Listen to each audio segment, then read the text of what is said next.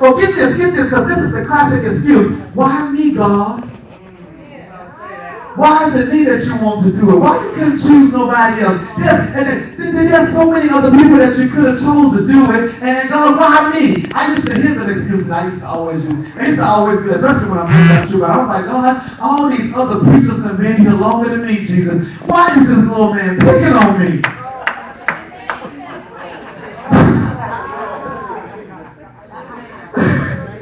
Why is he picking on me, God? Every time I turn around, he's making me do something. And I would talk to God for it. I'm like, God, and he know I don't want to preach. He know pretty well. I told the man I don't want to preach. Jesus, I sat in his office and said, I don't want to preach. And he still ain't listen.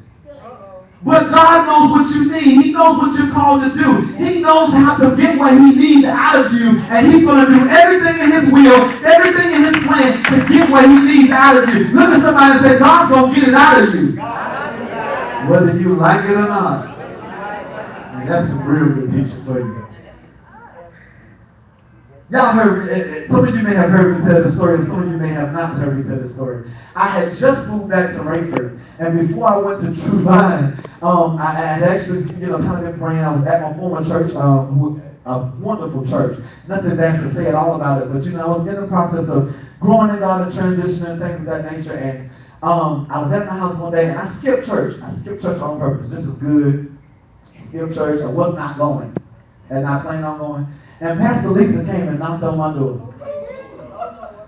I had my robe on. I'm like, Lord, who is this at this door? Jesus. And she came to the door and she knocked on the door and she said, look here. She said, hey, son. Hey, preacher. Jesus today. Every time she saw me, she would say, hey, preacher. I'm like, there ain't no preacher, man. It's like, go on somewhere, man. Go on somewhere.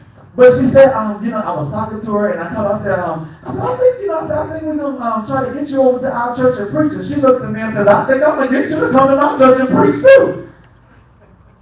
Man, y'all be tripping like. But that's just to say that God's going to get out of you what he wants out of you. And let me tell you this way, if you learn from my example, it's so much easier to just submit and obey than to fight against him.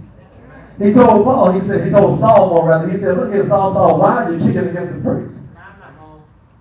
Yeah, it's so much easier to submit and obey. If you do his will, he'll bless you.